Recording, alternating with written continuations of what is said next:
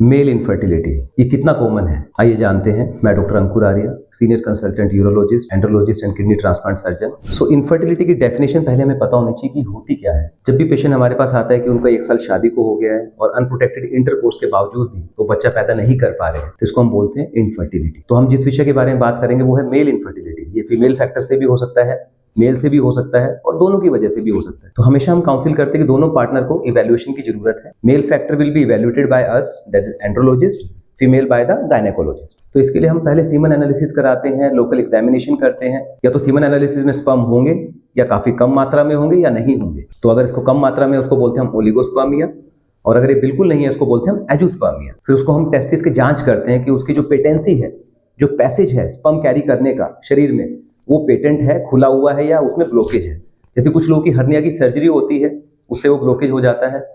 इसके अलावा viral infections हो जाते हैं मेल्स में, जिससे टेस्टिस स्वेलिंग हो जाती है। पैरोटिड की जो ग्रंथि है वो बड़ी हो जाती है, जिसको हम बोलते हैं मम्स। तो उसमें भी जो टेस्टिस की स्पर्म बनाने की जो संभावना है वो कम हो जाती है। तो it is the most common cause for the male infertility. अगर कोई मार लग जाती है टेस्टिस पे तो उससे भी इनफर्टिलिटी हो सकती है। हम अल्ट्रासाउंड के माध्यम से ये देखते हैं कि उसमें कोई वेरिकोसील तो नहीं है। It is one of the treatable cause, जिसको हम माइक्रोस्कोपिक सर्जरी के माध्यम से ठीक कर सकते हैं और स्पर्म काउंट बढ़ना उसके बाद शुरू हो जाते हैं। तो इसके लिए हमें उचित परामर्श अपने एंड्रोलॉजिस्ट से लेने की जरूरत है।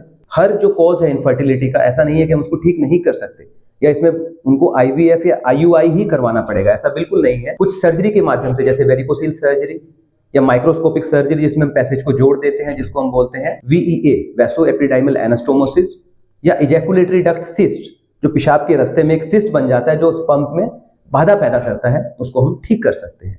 तो इसके लिए उचित परामर्श लीजिए और इससे निजात पाइए। धन्यवाद।